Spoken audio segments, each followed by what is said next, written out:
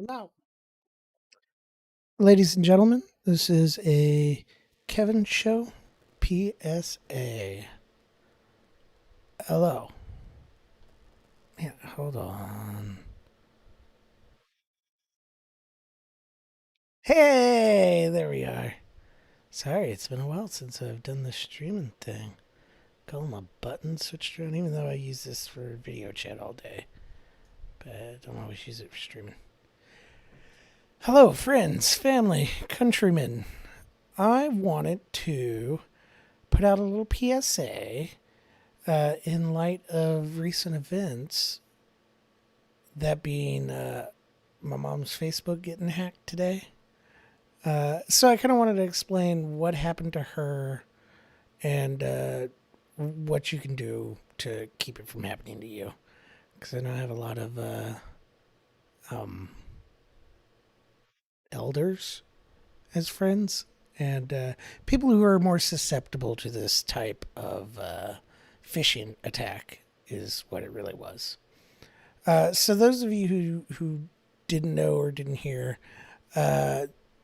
some point this morning, my mom's Facebook account started sending out a bunch of spam messages, trying to get people to message other accounts and win money or get something from. It was silly. It was something about the DHHS and some prize money, and you had to message some director of a federal agency through Facebook to get this wad of cash that my mom supposedly had got, and she wants you to be able to get it too. Um, so first off, if you ever get anything like that, that does not pass the logic test. What government agency would have you contact them through Facebook? Well, there are some, but for official business or to get money, that's not going to happen over Facebook. Um, but so the what happened was the day prior, she had gotten a Facebook message from a not a close friend, one of the Facebook friends that you have in your Facebook list that, you don't really talk to, but there's someone you know and you kind of follow their life from a distance. What Facebook was made for. And the person messaged her was saying, "Hey, I got locked out of my account. I need some help with this or something." And you're going to get a code. And if you can give that code, it'll verify my identity so that I can get into my Facebook account, or something along those lines. I'm sure they have different pitches they use for that sort of thing. Um, and so my mom, "Oh, okay, yeah, sure. I'll help you out. You acquaintance of mine." Uh, and the person who had sent her the message was a yeah, someone who has multiple Facebook accounts. There's someone who could be, oh yeah, there's someone who has issues with their Facebook accounts from time to time. So yeah, I'll help them out. Mom, being a great nice lady she was, so she gave her the code, and didn't hear anything back after that. And then today was when her Facebook account started sending out messages. She was still in bed, and that's one of like my primary way of talking to my mom is through Facebook Messenger. So I had to dust off her phone number and send her a text and to let her know what was up. Uh, so what happened was my mom was phished for her two-factor authentication code. Um, so I went through the process and grabbed some screenshots so I could show you. But for someone to hit you with this, they need to be able to contact you. So either you're a friend with them or you send them a friend request, and they need to know your email or phone number, or they need to guess your email or phone number. And all they have to do is go to Facebook and say, "I forgot my password." And since it's already looked at mine, And man, I lost my thing. I spent minutes organizing this to get ready, and now I've lost everything. So, blow this up. So what they did was they clicked that forgot password link, and then they were shown this page, and the emails are not the full email address. They obscure parts of it. I went and covered all mine up just because I don't trust putting my emails, even though I showed it a minute ago. Don't go back. But anyways, so they were able to click this. They found my mom's email address or phone number, and that could be if you have your phone number that you use for Facebook on your Facebook, and if it's public, or if you friend someone who's not the actual person, an impersonator account, and they can see your phone number. They just got to plug that in to the account recovery, and it will send a code. The thing with Facebook that makes this a little trickier. Oh, why can't I see the other pictures? All right, I've goofed already. Okay, where's my thing? So if they use the SMS, you get a pretty clear SMS message, but the message for geez. So the message for Facebook is it sends the code, and then is your Facebook account recovery code. That's all in the subject. So if you're not like reading the opening the email and reading the email, and someone said, "Hey, I need help getting into my Facebook account. They verified you as a person who actually knows me. They're going to send you an account recovery code that I need to enter to get into my account, or to unlock my account, or to keep my account from getting deleted." They're however they want to swing it. These people are like call center agents where they work and refine a pitch because they're spending all day doing this, trying to get money, through sending some pretty awful scams in my opinion. But if they have to try for a week and someone falls for it and they get $500, that's $500 a week that they did not have to earn. So what happened to my mom's head was, this person said, "Hey, help me save my account. They're sending you a code. If you can give that to me, I can confirm my account will be all good." She goes, looks at her email. "Oh, Facebook sent me a account recovery code. Okay. Hey, here's that code." And when that code gets sent, they just have to enter it into this page.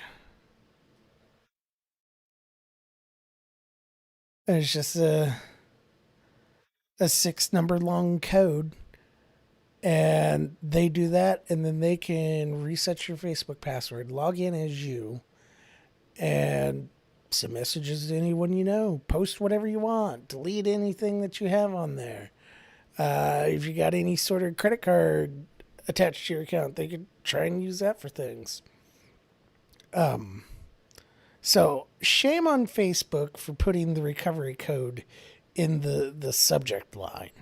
If you open up the email, it's a lot more clear that, hey, we received a request to reset your Facebook password.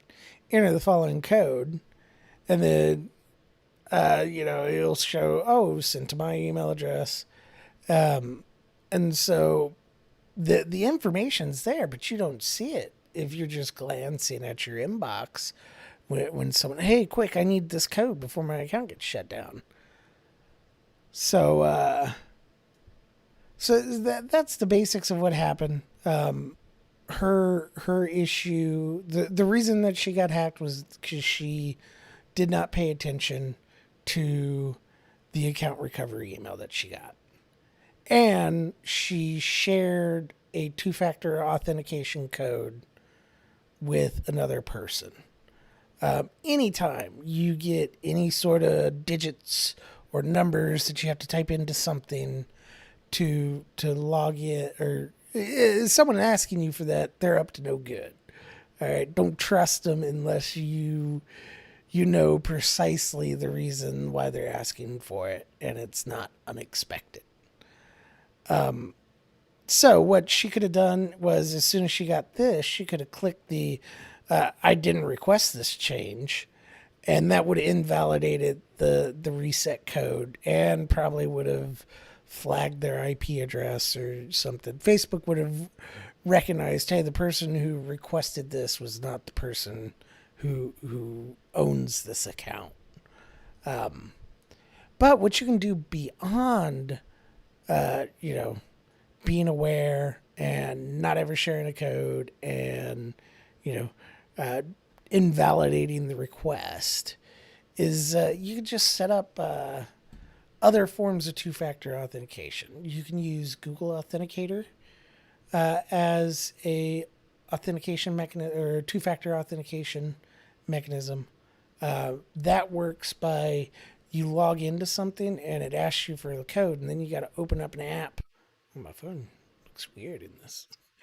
And then you got to open up an app on your phone, the Google Authenticator app, and then it has a code that is constantly changing. It only lasts like 30 seconds, and you got to enter that one-time code to log in at that time.